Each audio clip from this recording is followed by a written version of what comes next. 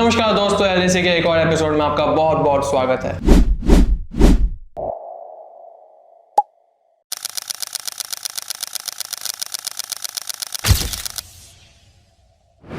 और आज जिस मुद्दे पे हम बात करने जा रहे हैं, जिस पे चर्चा करने जा रहे हैं, वो एक ऐसा मुद्दा है जिसने पूरे भारत का जो नज़रिया है स्टैम्पीड की तरफ, ना केवल हम महाकुंभ की बात कर रहे हैं, ना केवल हम दिल्ली रेलवे स्टेशन के अंदर जो घटना हुई उसकी बात कर रहे हैं, हम उससे भी एक बड़ी घटना की बात कर रहे हैं।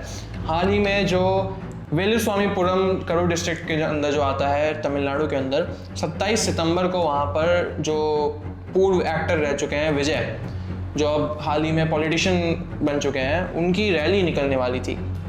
होता यह है कि जब रैली निकलने वाली थी तो जिस निर्धारित समय पे निकलनी चाहिए थी उससे 4 घंटा एक तो लेट हो जाती है। वहाँ पर परमिशन क्या दी जाती है कि सिर्फ और सिर्फ 10,000 लोगों की परमिशन थी, सिर्फ 10,000 लोग ही आ सकते हैं यहाँ पर, लेकिन आते कितने हैं? 27,000। पहली बात तो ये कि आप इतनी बड़ी रैली निकाल रहे हैं तो यहाँ पर ये गैर जिम्मेदारी कौन लेगा? ठीक है, इसके अंदर यहाँ पर क्या होता है, 10,000 बुलाए जाते हैं लेकिन आते हैं 27,000 है। इसका खामियाजा क्या होता है कि बहुत ही ज़्यादा हीटेड मूवमेंट हो जाता है, सब आपस में एक उधर पड़ रहा है, एक यहाँ हो रहा है, स्टैम्पीड हो जाता है, पूरी सिचुएशन एक पूरी संभाल नहीं पाता वहाँ के जो मैनेजमेंट है। और होता क्या है, आखिर में 40 लोगों की मौत हो जाती है वहाँ पर, 120 से ज़्यादा लोग इंजर हो जाते हैं। अब जो ये सारी घटना हुई थी, यहाँ पर बात एक सवाल एक आता है कि यहाँ पर जिम्मेदारी क्या तमिलनाडु की पुलिस लेगी, क्या जिम्मेदारी वो टीवीके के मेंबर्स लेंगे? यहाँ पर कुछ बातें सामने आती हैं कि कितने सारे एलिगेशन, हज़ारों लोग वहाँ पे मौजूद थे, कितने सारे एलिगेशन लगे होंगे वहाँ पे, प्रशासन पे एलिगेशन लगे होंगे, वहाँ पे पुलिस पे एलिगेशन लगे होंगे, लेकिन जितनी एफआईआर हुई हैं उन एफआईआर में से किसी एक में भी विजय का नाम मेंशन भी नहीं है, विजय पे एक भी नहीं हुई है। जबकि जिम्मेदारी किसकी थी? रैली किसकी निकल रही थी? लेट कौन हुआ था 4 घंटे? चलिए ठीक है, अपोजिशन पार्टी ने यहाँ पर सीबीआई जांच की एक मांग रखी है, और आगे क्या होता है वो तो यहाँ पर सरकार ही देखेगी या सीबीआई देखेगी या फिर तमिलनाडु गवर्नमेंट देखेगी, क्योंकि पुलिस का जो अभी रवैया है कि कुछ लोगों को अरेस्ट करके 3 या 5 लोगों को अरेस्ट करके अंदर रख दिया है, और आगे से ज़्यादा स्टेटमेंट देने का जो है रुख पुलिस का लग नहीं रहा है। तो कार्तिक जी, आप इस पे पूरा क्या सिनेरियो क्या बैठेगा? सीन ऐसा है कि मैं इस पूरी चीज को 2 तरीकों से देखता हूँ। पहली चीज ये है कि जिस तरीके से ये यहाँ पर भीड़ आती है, यानी कि सबको पता था कि रैली होने वाली है, और यहाँ पर जिस तरीके से भीड़ आती है, पहले तो भीड़ आपके नंबर से ज्यादा आ जाती है, तो आपकी क्या तैयारी है पता चलता है कि टीवीके की कोई तैयारी नहीं, यहाँ पर स्टैम्पेड हो जाता है। दूसरा पक्ष ये है कि टीवीके की पॉपुलैरिटी का यहाँ पर पता चलता है। देखिए, कुंभ है, कुंभ के अंदर कुंभ की पॉपुलैरिटी थी, इसलिए कुंभ के अंदर भीड़ आई, और भीड़ आने की वजह से वहां पर स्टैम्पीड हुआ। आगे बात सुनिए, टीवीके है, टीवीके की भी पॉपुलैरिटी है, अगर पॉपुलैरिटी नहीं होती तो यहाँ पर भीड़ नहीं आती, और भीड़ आई है इसलिए यहाँ पर स्टैम्पीड हुआ है। लेकिन भीड़ का जो स्टैम्पीड है, उस स्टैम्पीड को होने का मुख्य कारण है कि यहाँ पर जो मैनेजमेंट है वो एकदम फ्लॉप था। यानी कि मैनेजमेंट किसका? यहाँ पर मैनेजमेंट है टीवीके का।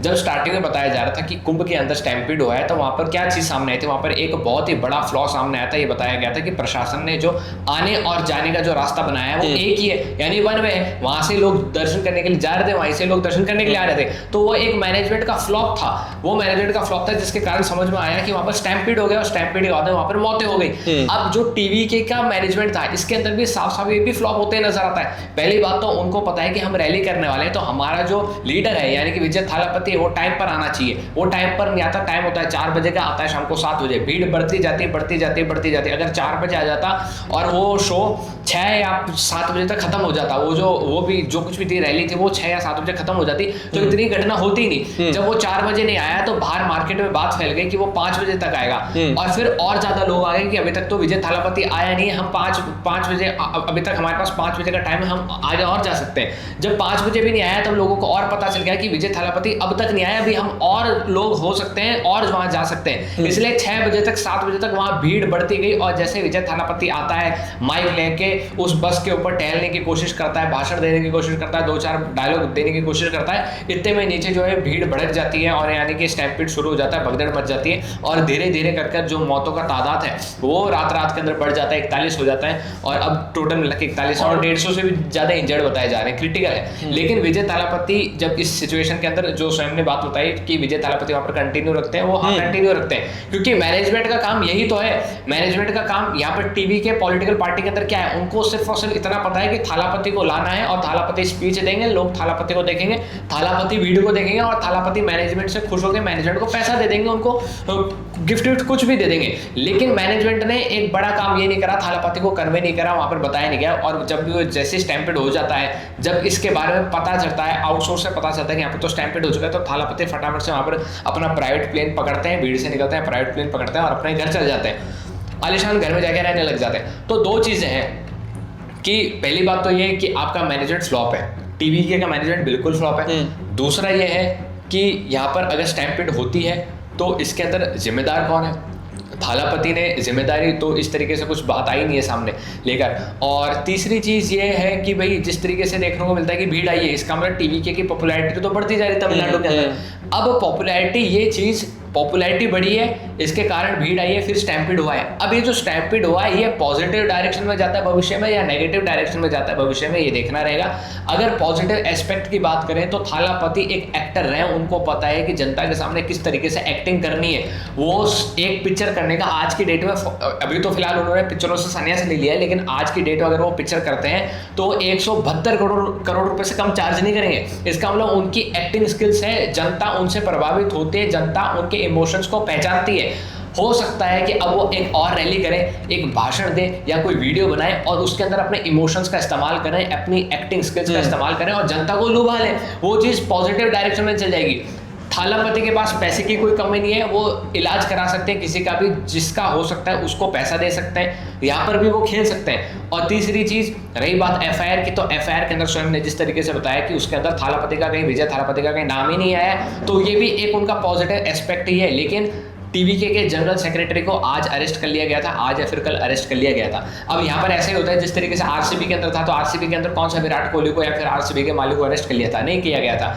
उसके अंदर जिम्मेदारी डाल दी गई थी सोशल मीडिया हेड, जो हेड थे उनके, जो वहाँ पर एक पीआर कंपनी थी उसके हेड के ऊपर, और आरसीबी का जो सोशल मीडिया हेड था उसके ऊपर जिम्मेदारी डाल दी। इनको पकड़ा गया, कुछ ही घंटों के अंदर बेल पे बाहर आ गए। इसके ऊपर कोई प्रावधान नहीं है। बात है मैनेजमेंट की, जो जनता की हित की बात है। देखिए जनता का हित तो कहीं पे भी हिट हो सकता है। हिट कहाँ हो जाएगा, हिट यहाँ हो जाएगा कि जैसे थालापति एक वीडियो बना देंगे इमोशनल से, वो कुछ कहते हुए कि तो वहाँ पर वो जनता का जो मनोबल है वो वहाँ पर खत्म हो जाएगा, वो उनका जो स्विच ऑफ मूड है वो स्विच हो जाएगा। वो थालापति के पक्ष में सोचने लग जाएंगे कि यार इसके अपन गए थे, अपन यहाँ पर हमारे लोग मारे जा चुके, लेकिन ये देखो कितना अच्छा, कितने अच्छे से बोल रहा है, कितनी अच्छी डिलीवरी कर रहा है। थोड़ी देर पहले इसकी पिक्चर भी देखी थी, उसमें भी अच्छा रोल कर रहा था। तो ये जो एस्पेक्ट्स हैं काम में इस्तेमाल में लिए जा सकते हैं। तो फर्क बस इतना ही है कि इसके अंदर घटना ये इतनी है जी। तो एक तो ये राष्ट्रीय खबर है जिसके ऊपर हमने चर्चा करी अभी कि विजय थालापति विजय जिनको बोला जाता है, तो उनके बारे में या तो किसकी गैर जिम्मेदारी है या फिर प्रशासन की है या पुलिस की है या फिर टीवी की क्या है, इसके पे तो बाद में चर्चा करेंगे। लेकिन जो अंतर्राष्ट्रीय खबर आ रही है, जो एक लूप चलता आ रहा था जिसमें इजराइल गाजा के लोगों को मार रहा था, काफ़ी लोग फ्री पैलेस्टीन चिल्ला रहे थे, जो यूके से, कनाडा से, ऑस्ट्रेलिया से कई जगह प्रोटेस्ट हो रहे थे कि फ्री पैलेस्टाइन। अब एक ब्रेक थ्रू मिला है फाइनली, जिसका क्या नाम है, ट्रंप का 20 पॉइंट का गाजा प्लान। इस प्लान में बहुत ही सिंपल है और बहुत ही एक, वो कहते हैं ना कि हाँ कोई भी असहमत नहीं हो सकता इस चीज़ से, क्योंकि यहाँ पर सारे अरब नेशंस भी सहमत होंगे इससे, यहाँ पे भारत भी इससे सहमत होगा, पाकिस्तान भी होगा और पैलेस्टीन के लोग भी होने चाहिए सिवाय हमास के लोग। तो बात यह है कि बहुत सरल सा प्लान है, इसमें कुछ मेन पॉइंटर्स जो हैं वो हम आपके सामने रखते हैं। ये 20 पॉइंट आपके सामने आ रहे होंगे। इसमें सबसे ज़रूरी वाला जो है वो ये है कि गाज़ा एक डीरेडिकलाइज्ड टेरर फ्री जोन बन जाएगा। यानी यहाँ पर जो शिक्षा दी जाएगी ऐसी जो दी जाती थी पहले कि यहूदियों के खिलाफ है, और जो लाइव आके ये सारे काम किए जाते थे, स्लॉटर किया जाता था, लोगों को काटा मारा जाता था, तो ये सारे काम पहले तो पूरे 100% बंद कर दिए जाएंगे गाज़ा के अंदर जो होते थे पहले। दूसरा पॉइंट, मेन इंपॉर्टेंट पॉइंट जो ये है कि गाज़ा जो तबाह कर दिया गया है, जो हमास को टारगेट करने के चक्कर में जो इंफ्रास्ट्रक्चर वहाँ का तबाह हो चुका है, हेल्थ केयर सर्विसेज वहाँ की तबाह हो चुकी है, जो कि खाना पीना सब लोगों का तबाह हो चुका है, तो वो गाज़ा पूरा रीडेवलप किया जाएगा, उसके लोगों की लाइफ स्टैंडर्ड ऑफ लिविंग थोड़ा सा इम्प्रूव करने के लिए।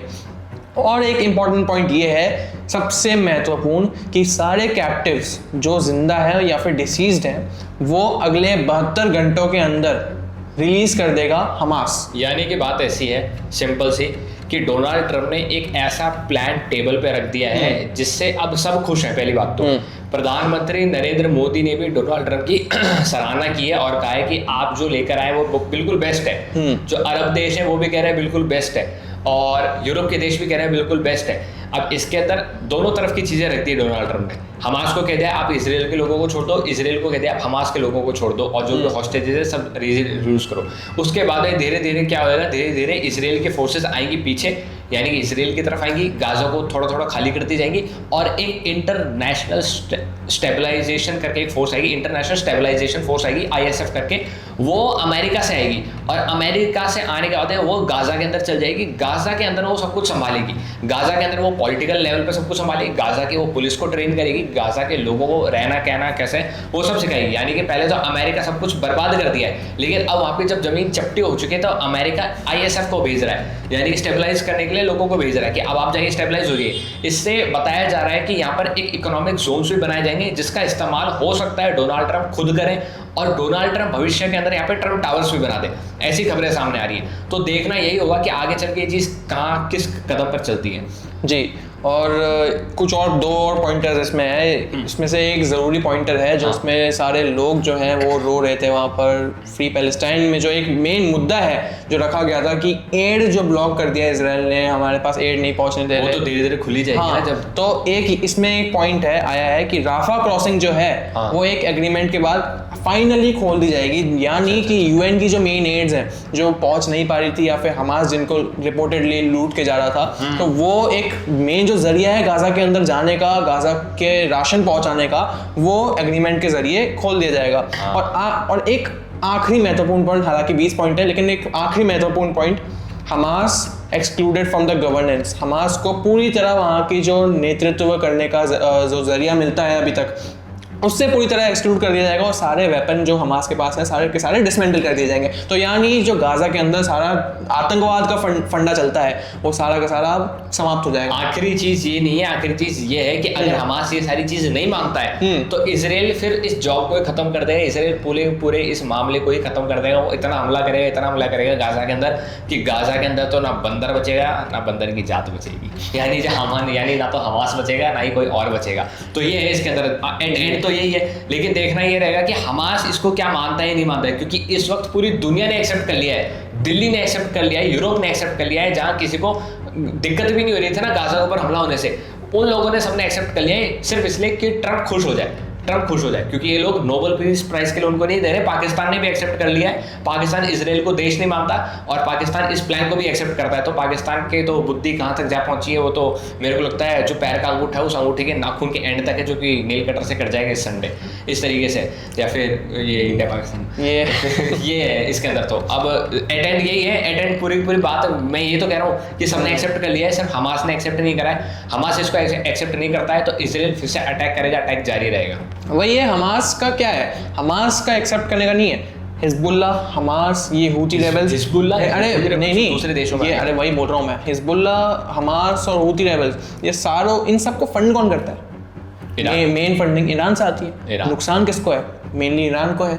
ईरान एक तो वो मेंटालिटी बना के बैठा हुआ अभी कुछ महीने पहले जो कि उसके साथ हुआ, उसके बाद अगर इजराइल पे हमला करने का, इजराइल को ऑप्रेस करने का, या फिर किसी तरह से इजराइल में एक तनाव की स्थिति पैदा करने का जो एक उसका एक लौता जरिया है, हमास उसको फंड करता है इतने सालों से, या फिर हूती रेबल्स। ये बात स्वयं ने एकदम सही कही। हो सकता है अब हमास चुप क्यों है? हमास हो सकता है चुप इसलिए हो कि वो कोऑर्डिनेट करेगा ईरान के अंदर बैठी लीडरशिप के साथ, और ईरान के अंदर बैठी लीडरशिप जैसा कहेगी वैसा अब हमास करेगा। हो सकता है ईरान के अंदर जो लीडरशिप है वो हमास को ऐसा कहते हैं कि आप इस प्लान को मान लो, मान लेगा। हो सकता है वो कहेगी कि आप मान लो और 6 महीने तक चुप रहो, 7वें महीने कुछ कांड कर देंगे। हो सकता है हमास उसको पष्टिक हो जाए, करेगा तो स्वयं एकदम सही कह रहा है। लेकिन वो डोनाल्ड ट्रंप ने कुछ पिक्चरों के ऊपर बात ऐसी आती है कि डोनाल्ड ट्रंप अगर 5% काम ऐसे करते हैं जो जिससे सब सहमत हो, तो 95% भूलिएगा नहीं कि काम ऐसे भी करते हैं जिससे सब असहमत हो।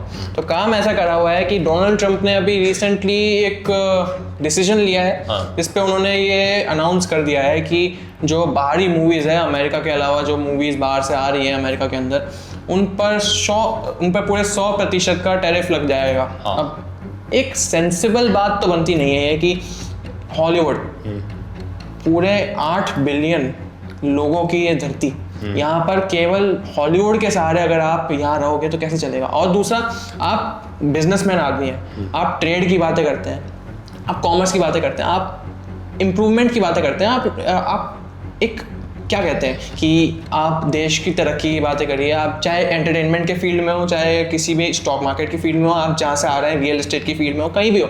लेकिन यहाँ डोनाल्ड ट्रंप क्या करते हैं, यहाँ पे अमेरिका ही दिखता है जैसे वो नहीं होते। एक सिंपल बात कहूँगा, जैसे एवेंजर्स को पूरे दुनिया में, बाहर के एलियंस को दुनिया में से केवल अमेरिका ही दिखता है अटैक करने के लिए, वैसे ही डोनाल्ड ट्रंप को पूरे दुनिया में केवल अमेरिका ही दिख रहा है कि वहाँ पर तरक्की होनी चाहिए और वहीं पर तरक्की रह जाएगी। क्योंकि डोनाल्ड ट्रंप के कुछ ऐसे जो फैसले हैं, जैसे इंडिया पर टैरिफ लगाना, रशिया से तेल खरीदने का खुद के इंटरेस्ट दिख रहे हैं, अच्छी बात है, लेकिन ये आपको ये दर्शा देता है ना कि आप अपने लोगों के लिए ज़्यादा दिन का अच्छा नहीं सोच रहे।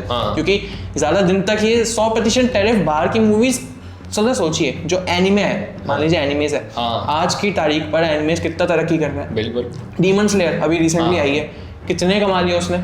आज इंडिया में बाहर की मूवी डीमन स्लेयर एनिमे है, बच्चे ही देखते हैं और कुछ यंगस्टर्स भी देखते हैं, जेंजीज भी देखते हैं, कितना ही कमा लेगी। लेकिन सबसे ज़्यादा आज सब में से सबसे ज़्यादा डीमन स्लेयर कमा रही है। चाइनीज़ जो एनिमेशन है कितना कमा रहा है। बाहर के मूवीज़ हैं, जो अमेरिकन मूवीज़ हैं, कहाँ पे शूट होते हैं, न्यूजीलैंड, ऑस्ट्रेलिया, और इंडिया में कुछ होते हैं, कनाडा, चाइना में यही होते हैं।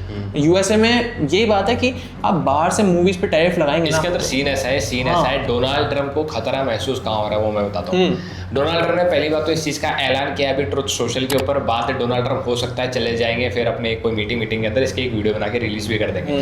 तो अमेरिका के अंदर सिचुएशन ऐसी है इस वक्त कि डोनाल्ड ट्रंप को खतरा लग रहा है कि अमेरिका के अंदर, मैंने अपनी एक वीडियो के अंदर बताया था कि अमेरिका के अंदर मैन्युफैक्चरिंग जो पावर है, जो क्षमता है, वो कमजोर होती जा रही है क्योंकि मैन्युफैक्चरिंग महंगी होती जा रही है। वैसा ही अब अमेरिका के अंदर फिल्में बनना भी अब महंगी होती जा रही है। अगर डोनाल्ड ट्रंप के आप ट्रुथ सोशल के उस पोस्ट को देखें तो उसमें डोनाल्ड ट्रंप साफ साफ लिख रहे हैं कि उन मूवीज के ऊपर 100% टैरिफ लगा दिया जाएगा जो अमेरिका के अंदर नहीं बनी है। इसका मतलब अगर कोई हॉलीवुड प्रोड्यूसर है, वो कहीं रशिया जाके मूवी बना रहा है या फिर पोलैंड जाके मूवी बना रहा है और उसको लाकर फिर रिलीज कर रहा है, तो उसकी मूवी के ऊपर भी 100% टैरिफ लगेगा। यानी कि समस्या कहाँ है? समस्या अगर सिर्फ अपने ट्रुथ सोशल के पोस्ट के ऊपर चलते हैं, क्योंकि यही अभी तक आउट है, तो इसके अंदर समस्या यही देखने को मिल रही है कि ये चाहते हैं कि अमेरिका के अंदर पिक्चर बने। पहले ये कह रहे थे आईफोन अमेरिका में बने, फिर ये कह रहे थे कि रेयर अर्थ मिनरल्स अमेरिका में बने, फिर ये कह रहे थे स्टार्टिंग में कह रहे थे कि हर चीज़ की मैन्युफैक्चरिंग अमेरिका में होनी चाहिए, हर कार की मैन्युफैक्चरिंग अमेरिका में होनी चाहिए। अब ये कह रहे हैं कि फिल्में भी अमेरिका में बननी चाहिए। साफ साफ अब तक अगर छोटे से छोटे बच्चे को भी ये नई चीज़ पता थी ना कि अमेरिका के अंदर मैन्युफैक्चरिंग पावर खत्म होती जा रही है, तो डोनाल्ड ट्रंप ने ढिंडोरा पीट के सबको बता दिया कि अमेरिका के अंदर मैन्युफैक्चरिंग खत्म होती जा रही है, अब इसको संभालो, अमेरिका में आके बनाओ, अमेरिका में आके बनाओ, अमेरिका में आके बनाओ। तो सऊदी के तेल आ रहे हैं, उन पे लगा लो। सऊदी का जो सबसे बड़ा जो तेल का व्यापारी है वो तो डोनाल्ड ट्रंप का बहुत तगड़ा दोस्त है, बहुत तगड़ा दोस्त है। क्यों करेंगे? वो उसका भी तेल बिकवाना चाहते हैं, खुद का भी तेल बिकवाना चाहते हैं और रशिया का रुकवाना चाहते हैं, इसलिए इंडिया के ऊपर प्रेशर बना रहे हैं। अगर डोनाल्ड ट्रंप ऐसा करते हैं, पहली बात तो बॉलीवुड के ऊपर टैरिफ लगा दो, जितने टैरिफ लगा रहे हैं उतने टैरिफ लगा दो। मैं तो खुद कहता हूँ मोदी सरकार से वो भी बॉलीवुड के ऊपर टैक्स ही टैक्स लगा दे, क्योंकि बॉलीवुड को ऐसी पिक्चर बनाता नहीं जिसको देखा जाए। पहली बात तो ये, बॉलीवुड एक भी ऐसी पिक्चर नहीं बनाता है जिसको देखा जाए, उसके ऊपर तो इतना टैक्स होना चाहिए जितना सिगरेट के ऊपर टैक्स है, जितना टोबैको के ऊपर टैक्स है, इतना टैक्स होना चाहिए बॉलीवुड के ऊपर। अगर डोनाल्ड ट्रंप टैरिफ लगा देते हैं और ये चीज़ डोनाल्ड ट्रंप सीरियसली ले लेते हैं, तो इंडिया को भी ये चीज़ सीरियसली ले लेनी चाहिए। जितने भी अमेरिका के सोशल मीडिया ऐप्स है ना, जो आज बिना किसी टैक्स के टैरिफ पे इंडिया के अंदर ऑपरेट कर रहे हैं, इंडिया की जनता के साथ काम कर रहे हैं। इंडिया के अंदर 1.4 से भी 1.5 बिलियन जाके आबादी है और यहाँ पर ये जो, अब आपको पता है कि एक व्यक्ति खूब सारे अकाउंट्स बना के रखता है, उसके खूब सारे चैनल्स होते हैं, जैसे कि मैं हो गया, स्वयं हो गया, हमारे फिर लाल बत्ती का हो गया और LAC का हो गया, ऐसे खूब सारे हैंडल्स हैं। ऐसे करके खूब सारे लोग ऑपरेट करते हैं, उनसे व्यापार किसका चल रहा है? मेटा का चल रहा है। तो मेटा के ऊपर टैरिफ लगा दो, डिजिटल टैरिफ लगा दो इन सबके ऊपर। इनके ऊपर कोई टैरिफ थोड़े लगते हैं, नहीं लगते हैं टैरिफ, लगा दो इनके ऊपर डिजिटल टैरिफ।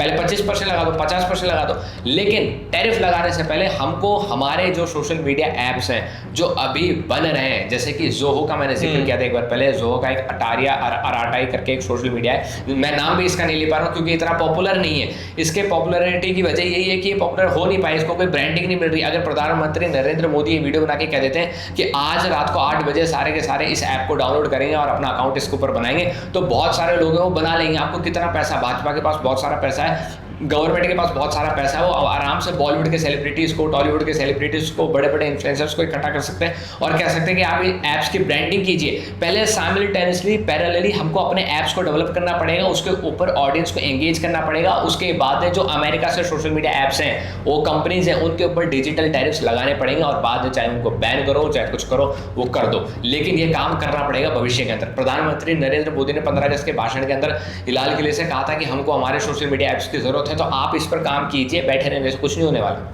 यही है सारी खबरें, यही आज टिकटॉक है वो अपने खबरें, वो अपने सर्विस के लिए अपने जो डेटा है वो सारे हमारे से लेता है। हाँ। फेसबुक, मेटा, आप अपना डेटा उन कंट्री उन ऐप्स को दे रहे हो, आप अपने देश के ऐप्स पे भरोसा नहीं कर रहे, तो क्या कई बात का पेट्रोल। अरे ये अपना डेटा बेचते भी तो हैं। हाँ अभी हाँ, तो ये हो चुका है, ऑफिशियल सामने आ चुका है। यूरोप ने कोई $3 बिलियन का फाइन लगा दिया था गूगल के ऊपर फालतू में बेचने के लिए, तो डोनाल्ड ट्रंप भड़क उठे थे यूरोप के ऊपर। अपन को भी लगा देना चाहिए, हम भी लगा देंगे, सही है, यही है।